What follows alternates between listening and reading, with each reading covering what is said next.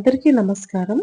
మన ఇళ్లల్లో ప్రతిరోజు ఉపయోగించే ఉప్పు, పసుపు, చీపుర వంటి వస్తువులు సాధారణవి కాదు. వీటిని ఎప్పుడు కొనాలి, ఎప్పుడు కొనకూడదు అనే రహస్యాలు మన పెద్దలు ఎందుకు చెప్పారో ఈరోజు మీరు ఎప్పుడూ వినని ఆధ్యాత్మిక విషయాలను, రహస్యాలను తెలుసుకుందాం. ఉప్పు, పసుపు, చీపుర, చాట, రోలు వంటి ఇంటి అవసరాల వస్తువులు సాధారణ వస్తువులు మాత్రమే కాదు.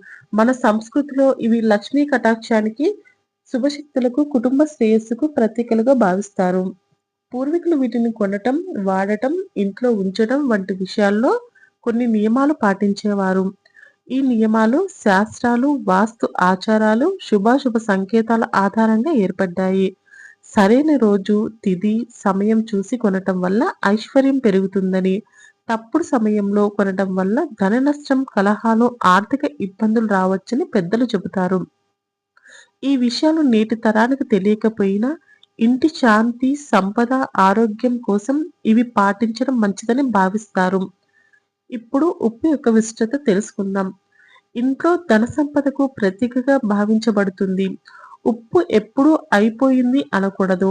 మంగళవారం మరియు శనివారం ఉప్పు కొనకపోవటం మంచిదని అంటారు. ఎందుకంటే ఆ రోజుల్లో కొనటం వల్ల అప్పులు పెరుగుతాయని నమ్మకం. సోమవారం, బుధవారం, గురువారం ఉప్పు కొనటం శుభం. అమావాస్య రోజున కొనకపోవడం ఉత్తమం. ఉప్పును చేతిగా ఇవ్వకుండా ఒక పాత్రలో ఇవ్వటం మంచిదని పెద్దలు చెబుతారు. ఇది కుటుంబ సంపద నిలువకు సంకేతం. ఇప్పుడు పసుపు యొక్క విశిష్టత తెలుసుకుందాం. లక్ష్మీదేవికి, మంగళకర శక్తికి ప్రతీక. గురువారం, శుక్రవారం పసుపు కొనడం అత్యంత శుభం. శుక్లపక్షంలో కొనటం ఐశ్వర్యాన్ని పెంచుతుందని నమ్మకం. అమావాస్య, గ్రహణ కాలం, రాహుకాలంలో కొనకూడదు. పసుపు ఇంట్లో ఉండటం శుభం, ఆరోగ్యానికి మంచిది. నెగిటివ్ ఎనర్జీని తొలగిస్తుందని విశ్వాసం. ఇప్పుడు చీపురు యొక్క విశిష్టత తెలుసుకుందాం. లక్ష్మీదేవి నివాసానికి సూచికగా భావిస్తారు. శుక్రవారం కొత్త చీపురు కొనటం సంపదను ఆహ్వానిస్తుందని నమ్మకం. మంగళవారం మరియు అమావాస్య రోజున కొనకూడదు. సూర్యాస్తమం తర్వాత చీపురు కొనటం లేదా వాడటం మంచిది కాదు. చీపురును నిలువుగా ఉంచకూడదు. అది దారిద్ర్యానికి సంకేతంగా భావిస్తారు. ఇప్పుడు చాట యొక్క విశిష్టత తెలుసుకుందాం. అన్నపూర్ణాదేవి కటాక్షానికి సంకేతంగా భావిస్తారు. సోమవారం, గురువారం కొనడం మంచిది. పౌర్ణమి ముందు రోజుల్లో కొనడం ధాన్య సంపద పెరుగుతుందని చెబుతారు.